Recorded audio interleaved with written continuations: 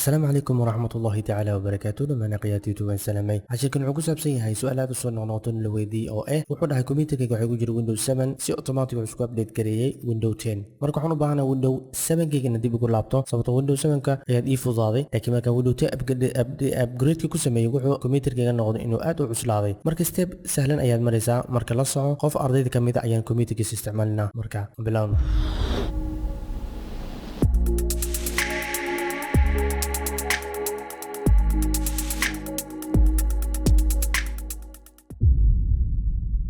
marka si aan u bilowno startiga gal kadibna setting ayaa tagaysaa window 10 kaaga kadibna waxaad tagaysaa meesha ku qoran tahay update and security ayaa tagaysaa kadib markaad tagto waxaa ku qoran meeshaas recovery ayaa tagaysaa kadibna waxaa kusoo baxay sidaan go and back to the windows 7 wuxuuna available ahaana windowga upgrading ku samaysay hal bil gudaheed haddaad dib ugu noqonin windowgaas ma ku laaban karto marka go get started aan ku dhufano si aan u galno waxyaabihii noolaga baahna marka wuxuu ku leeyahay sababta windows 10 ka ugu laabanaysa maxay tahay marka waxaan dooranaynaa inuu culus yahay iyo inuu fast ahaynin iyo sababihii ayaa sheegaysaa aad u diidan tahay culeys badan ayuu ku arkay ardayga laakiin inta badan aniga window 10 ka ayaan aad u isticmaalaa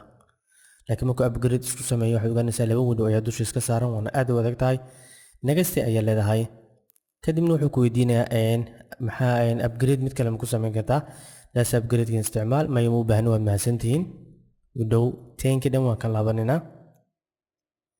kadib waxaa leedahay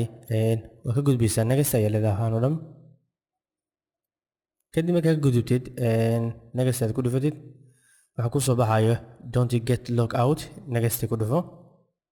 waxaa ka bixina waaye kadibna go back to the window 7 ki ay si toos kugu soo baxo ku dhufanaysaa marka si automatic qofka TV ayaan ugu xirnaa qofka uu si automatic wax isku sameynayaa inuu windowga isku soo sameeyo all of them oo ka dhigo reset ka dhigo window 7 ki aan ku noqono inshallah bidna kareem waxaan si toos u arkaysaa windowga inuu restart isku sameynayo kadibna windowga 10 ka ayuu ka masaxayaa wuxuu dib ugu laabanayaa wajida wait ayaan leeyahay markuu dhameeyo si toos hadan TV-ga ayuu xirmay markii inshallah bidna kareem waxaan maleynaa inaad wax badan ka fahanteen muhiimadana waxay tahay waxaad aqoontu leedahay walaalka u faa'iiday inshallah bidna kareem waana maasantiin qeyrakum man ta'allam ilmu wa 'allamo waxaan barnaamijkan waska xirina ka faa'iidaysi wanaagsan wax yar wax badan wax kasta waxa muhiimada in cilmi ka faa'iidid assalamu alaykum wa rahmatullahi wa barakatuh wa jazakumullahu khairan